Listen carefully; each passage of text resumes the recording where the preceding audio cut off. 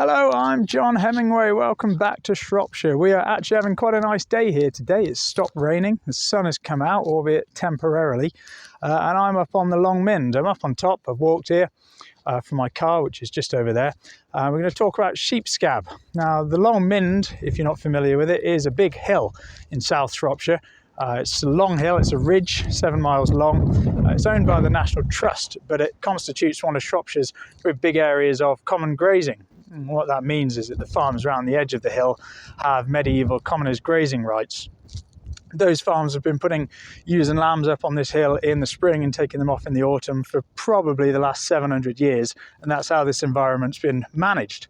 Now, we're well into autumn, and we're at the time of year where those ewes are going back down onto the lower grazing, the better grazing for tupping. The question is, are they taking any uninvited passengers with them?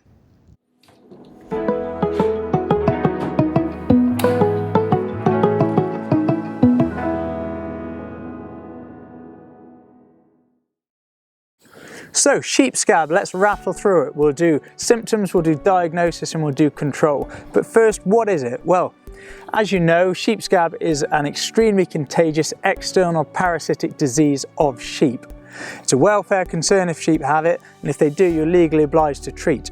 In Scotland, it's categorised as a notifiable disease. Here in England and in Wales, it's not, it's just categorised as a pain in the arse. So, symptoms. Well, herein lies the first issue. Initially, there can be no symptoms at all, and actually, after ewes or lambs have picked up this parasite, it can be 6 or 7 weeks before they start to show any signs of itching, by which point, of course, there's been ample opportunity for that parasite to spread throughout the flock and perhaps to neighbouring flocks. Now, when symptoms do appear, we begin to see very intense itching on the sheep because the sheep's skin is having an allergic reaction to the mites being there. So here's a video that was lent to me by Stuart Burgess up at the Mordun Institute, where they do a lot of work on scab.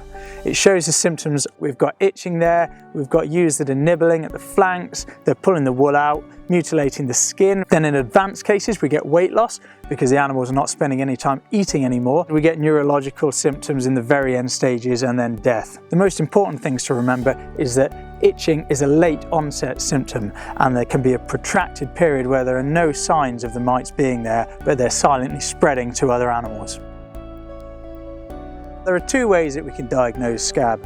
The traditional way, which is with animals that already have clinical signs and have lesions. Here we can take skin scrapes or wool plucks, we can get them underneath the microscope.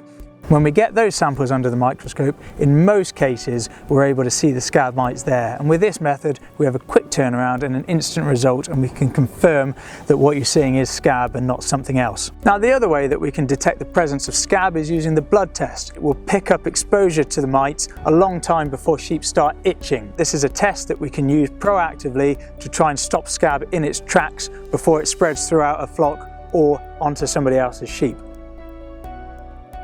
So we have two ways of treating scab in sheep once it's there.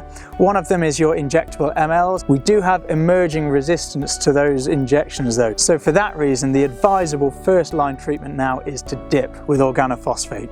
And in the vast majority of situations, that is going to be the best way to treat it. Now, you might be aware that there are people that use organophosphate through showers and jetters, but for now, if you could just take my advice, the only responsible way to use organophosphates is in a plunge dip. So there we have symptoms, diagnosis and treatment, but how do we actually control this disease?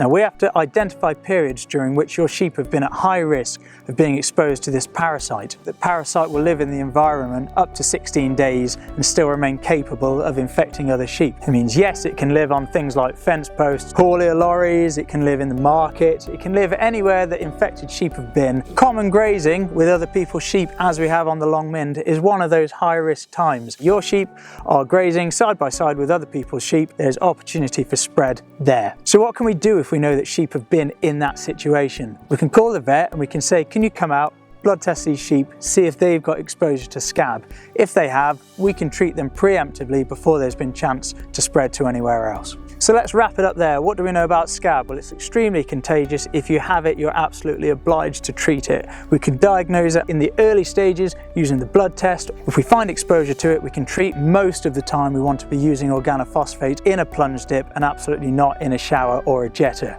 Now, I hope you've enjoyed this short video and our little trip up to the Long Mynd. There'll be more more videos coming along soon. I hope to see you there.